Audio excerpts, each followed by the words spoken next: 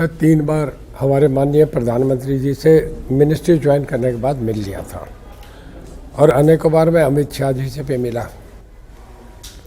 उनकी आंखें बहुत इनायत थी मेरे पे।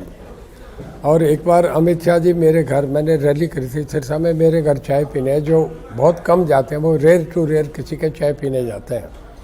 जो मुझे उनका प्यार देखा, जो मुझे वहाँ सम्मान देखा, इस करके मैं आहिस्ता आहिस्ता उनके बहुत करीब चला गया। उन्हें ये भरोसा हो गया कि हम रणजीत सिंह से कहेंगे तो मुझे मना नहीं करेंगे जी।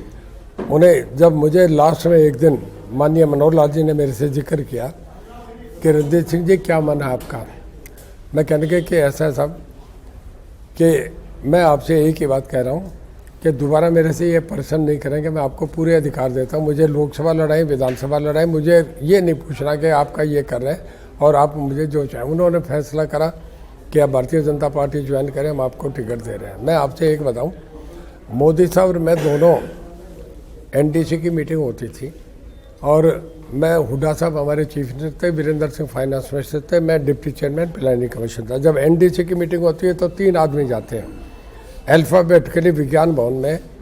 गुजरात के बाद हरियाणा आता है। मोदी साहब और हम बराबर के बेंच पे बैठे थे, तब वो चीफ मिनिस्टर थे। मैंने उन्हें कुछ लिख के दिया, अच्छी कोटेशंस।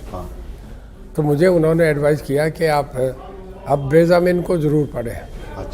तब से हमारा उनके प्रति एक लगाव हो गया। बहुत लिटरेरी आदमी है, मैं भी ज़रा पढ़ना लिखना बहुत पसंद है। और फिर जब से वो गुजरात से तीसरी बार चीफ मिनिस्टर बने तो मैंने उन्हें बधाई दी।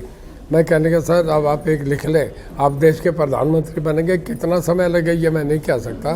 तीसरी बार चुनाव बनने के बाद ये लग गया था कि भारतीय जनता पार्टी का अगला चेहरा मोदी। फिर गोवा गए, ये एक्सरसाइज शुरू हो गई। शिवनारायण सिंह जी एक बीजेपी में है, विश्व हिंदू परिषद में है।